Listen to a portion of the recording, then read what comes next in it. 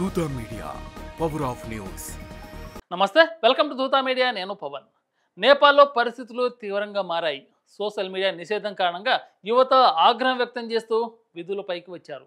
వేలాది మంది విద్యార్థులు, యువకులు దేశవ్యాప్తంగా నిరసనలు చేపట్టగా పోలీసులు దాడులు జరిపి భయానక పరిస్థితులు సృష్టించారు.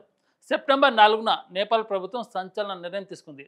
ఫేస్బుక్, ఎక్స్, యూట్యూబ్, ఇన్స్టాగ్రామ్తో పాటు 26 సోషల్ మీడియా ప్లాట్ఫామ్లను ఒక్కసారిగా బ్యాన్ చేసింది. కారణం, అవన్నీ ప్రభుత్వ రిజిస్ట్రేషన్ నిబంధనలు పాటించలేదని. సోషల్ మీడియాపై ఆధారపడే తరం అంటే జెడ్ జనరేషన్ ఈ ఆంక్షను భరించలేకపోయింది. తమ స్వేచ్ఛను హరిస్తున్నారని మండిపడ్డారు. టిక్టాక్ లాంటి కొన్ని యాప్లు అందుబాటులో ఉన్నప్పటికీ వాటి ద్వారా సమన్వయం చేసుకుని పెద్ద ఎత్తున నిరసన చేపట్టారు. సెప్టెంబర్ 8కి పరిస్థితి అదుపులో లేకుండా పోయింది. కాఠ్మాండు వీధుల్లో లక్షల సంఖ్యలో విద్యార్థులు, యువత గుమికూడారు. పార్లమెంట్, ప్రభుత్వ భవనాలను ముట్టడించడానికి ప్రయత్నించారు. ఈ ఆగ్రహాన్ని అణచివేయడానికి పోలీసులు టీయర్ గ్యాస్, వాటర్ కాన్లను, రబ్బర్ బుల్లెట్లు మాత్రమే కాక కొన్ని చోట్ల లైవ్ రౌండ్స్ కూడా వాడారు. ఈ ఘటనలో కనీసం 19 మంది ప్రాణాలు కోల్పోగా వందలాది మంది తీవ్రంగా గాయపడ్డారు.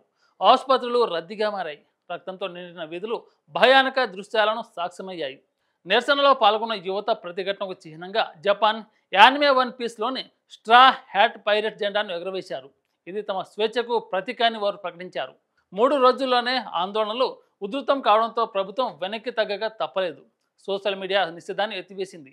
హోంమంత్రి రాజీనామా చేయగా మరుసటి రోజు ప్రధాని కేపీ శర్మ ఓలీ కూడా తన పదవి నుంచి తప్పుకున్నారు. ప్రస్తుతం ఆయన దేశం విడిచి వెళ్లిపోయారన్న వార్తలు వినిపిస్తున్నాయి.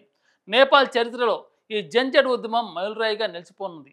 యువత శక్తిని అణగదొక్కే ప్రయత్నం చేస్తే అది ఎంతటి పరిణామాలను తెచ్చిపెడుతుందో ఈ నిరసనలు బలంగా గుర్తు చేస్తున్నాయి. For more updates please subscribe Dootha media.